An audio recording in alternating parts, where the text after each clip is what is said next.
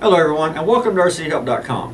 I'm Tony, and today we're going to be talking about the helicopter setup in the DX9. Now today we're only going to be talking about the basic setup as far as the swash and the helicopter type and the name and stuff like that. In later videos, depending on if we're talking about the icon or the Beast X, we're going to get into some more detailed programming of the DX9. And those will be in the Beast X video and the icon video. And you guys have already seen the 3GX, but if you guys request it, I'll do a 3GX video on the DX9.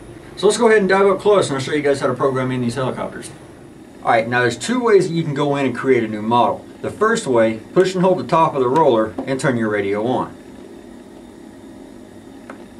In here, go to Model Select and then scroll down to Add New Model. The second way is turn your radio on just like you're flying any other aircraft. Alright, once you're in here, go ahead and click here and then go into System Setup. It'll ask you if you're sure. Click Yes, and then go down into Model Select, Create New Model. Alright, and there is a third way that I forgot about. All you got to do, click both of these buttons, both the back and the clear, and it'll take you right into it, and then just go to Add New Model. So what we're going to do is going to come in here, and we're going to click Create. Alright, we've already got the model select. We're on Acro. And in this one, we're setting up a helicopter. So we'll go into Model Type and select Helicopter. Data will be reset, yes. Alright, model name. Since I don't have a helicopter to put this on just yet, I'm not going to set up a name, but I will in upcoming videos. Alright, so we'll back out of that. Now we go down into Swash Type. Once you're in the Swash Plate Type menu, you're going to have all these options. Now if you're using a one servo 90 degree, kind of like if you're doing the MCPX or the MSR, or even some of the higher end gyros that have internal mixing, you're just going to select normal. However, if you're using a 3GX or you're not using a 3-axis gyro at all and you still have a flybar, you're going to use 3 servo 120 degree. For our purposes, we're going to go ahead and select 3 servo 120 degree. However, you can see it does change the little image over here to the right.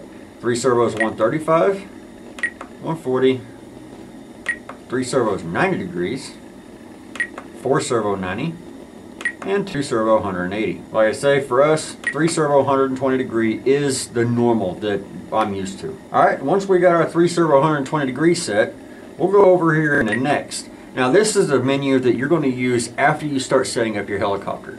In here, you're going to have your collective type. If when you raise your throttle, if your swash plate goes down or you go into a negative pitch, then you want to come down here and you'll want to select reverse. However, if you give it positive throttle and your swash plate goes up and you get positive pitch, then you'll just leave this on normal. Go down here into next, and here you can actually choose your helicopter image. I'll just scroll through them here real quick. Even quads.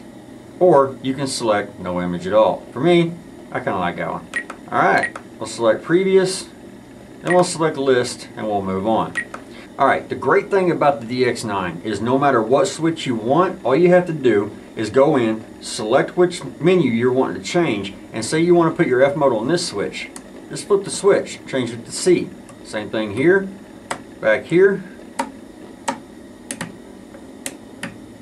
And as you can see, it changes it right down here and shows you exactly what that switch is going to do. Alright, once you got your switch 1, switch 2, we're going to get to in a later video. This gets into a little more complicated setup and it's probably not going to be for beginners. Your hold switch, guys, do me a favor, set up your hold switch. Go in here. Well, this right back here is what my hold switch is. So all I'll do, I'll flip it, switch H, and it tells you exactly what it's doing. Now you can even go down here and select which position of the switch is going to turn your flight hold on. So if I wanted it to where flight hold is with the switch back, I just go ahead and select that one. Select this one to flip it up and have your hold switch activated. Alright, from there we'll go ahead and back up. Alright, in your spoken flight mode, you got your F mode name and your speak. So what we'll do here, I got throttle hold on and it says hold, and then the speak is hold. We can go down here and we can even test it. Alright, now flip off throttle hold, we're in normal. Normal mode. Flip it up one time, stunt 1. Stunt 1. Stunt 2. Hold mode. Stunt 2. Normal mode. It's as easy as that, and you can set this to say quite a few different things. I'll go into stunt 2 and you can go in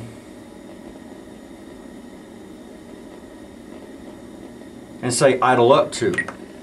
Idle up to. It all depends on your personal preference. Stunt 2. Stunt 1. Normal mode. Hold mode. Alright, we'll go ahead and back up. Alright, now the channel assign, more than likely if you're just setting up a helicopter for the first time, you're not going to use this menu. You can just skip right over it. Your trim setups. Now most of these are going to be set on 5. You can change the number per channel depending on which one you want more sensitive or more coarse. And this is great for like your maiden flight. You can go in here and say you're almost sure that your ailerons are probably not quite set right. You can go in here and crank this thing up to 10, and each one of the clicks is going to go 10 trim clicks. Or you can take it all the way down and it will do very, very fine adjustments.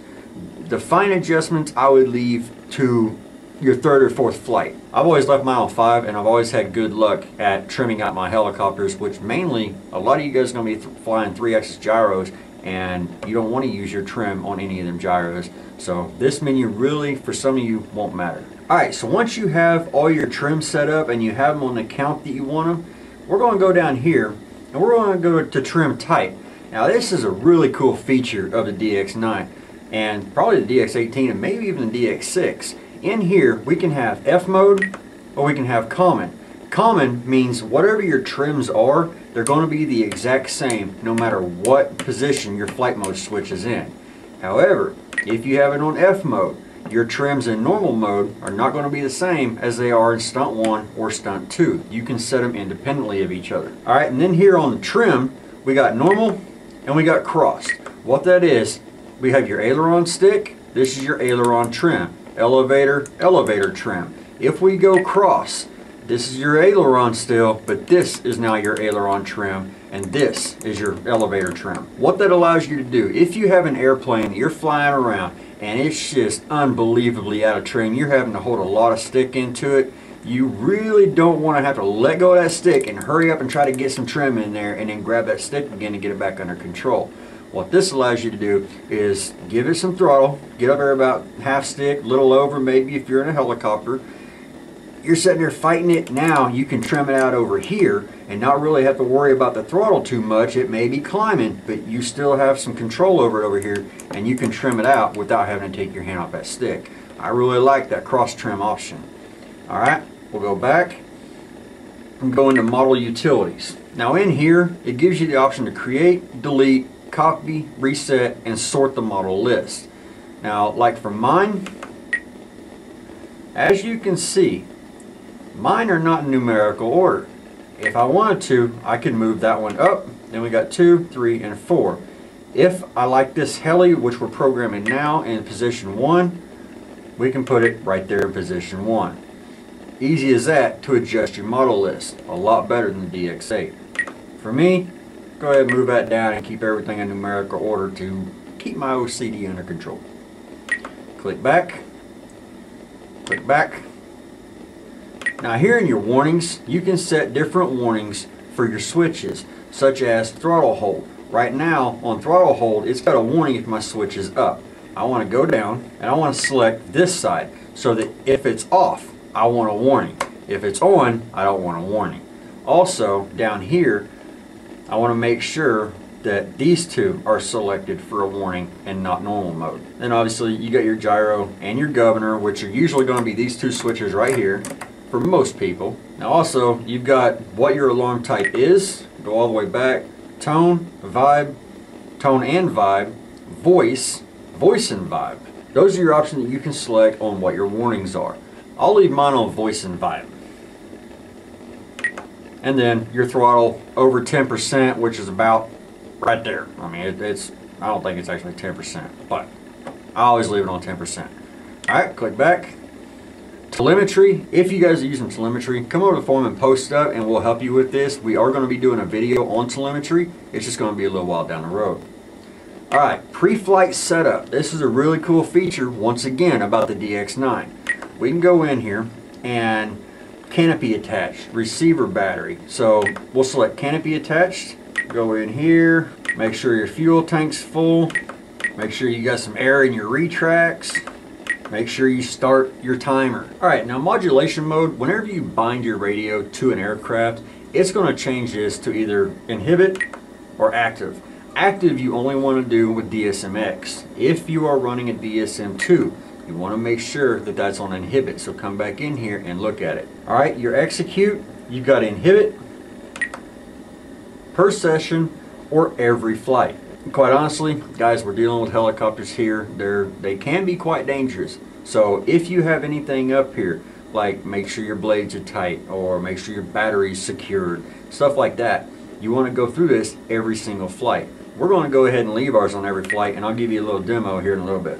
Alright, we'll back out of that. Alright, now that we're done with the pre-flight setup, we can go into frame rate. If you're using analog servos, leave it on 22 millisecond. If you're using digital, you can go ahead and change that to 11 millisecond. Now your mode, whenever you bind this up, this should change if you're using DSMX. Or if you know you're going to use DSMX, you can go ahead and select that now. If you're using DSM2, select DSM2. Alright, we'll scroll down in here to next. Now during the bind process, it's going to go through different steps. You got binding, bind type, telemetry, and bind fail. All these are set on voice. We can turn them off, or we can leave them on voice. Alright, we'll go ahead and back out of that. Now here in bind, when you're ready to bind your helicopter, what you'll do is you'll just scroll down here to bind, and then you'll click bind. Binding. It'll say binding, Bind failed. then bind failed, because we don't have nothing to bind to and it can't find no aircraft. We'll get more into this whenever we set up the helicopter. Alright, your trainer mode, again guys, if you have a question on the trainer, come over to the forum. We are going to be doing a video on this, but it's going to be a little bit later down the road. Now your digital switch setup, alright, so if you guys need to adjust this, go for it. If you need help, as always, come on over to the forum and we'll help you out. Go ahead and back out of here. Your system settings, we've already done a video on that. If you want to see it, go check it out on the forum. Then of course you got transfer SD card. Now, this has nothing to do here unless you bought this helicopter from somebody that has a DX9 and you can just import all their information and get a really good start on it. Alright, from there we'll go ahead and go back all the way up here and go into main screen. Now it's going to turn our radio on, and we're going to have to go through all of these flight checks. Go in, yep, canopy's attached, yep, fuel tank's full. Alright, just pumped up my retracts and start the timer. Which obviously my timer's not on that button, my timer's on the throttle. So, and that starts whenever I hit that. Normal mode, hold mode. Alright, so that's your basic setup of a helicopter. Alright guys, so I hope that helps you out in your DX9 setting up your helicopter. Now like I said, this is a basic setup of the helicopter, and we're going to be diving into the more advanced setup a little bit later. So if you guys have any questions, right below this video in the description is a link to an article, and that's where this video is going to go. Come on in there and post up your questions. It doesn't matter if it's on the advanced setup. We'll help you guys out. I wanted to make this video as simple as possible to help you guys get your Blade 450, your MCPX, your 130X, something like that in the air. Like I say, if you got any questions, click the link below. Come on over to the forum. Look forward to seeing you guys on there. We'll see you guys in the next video.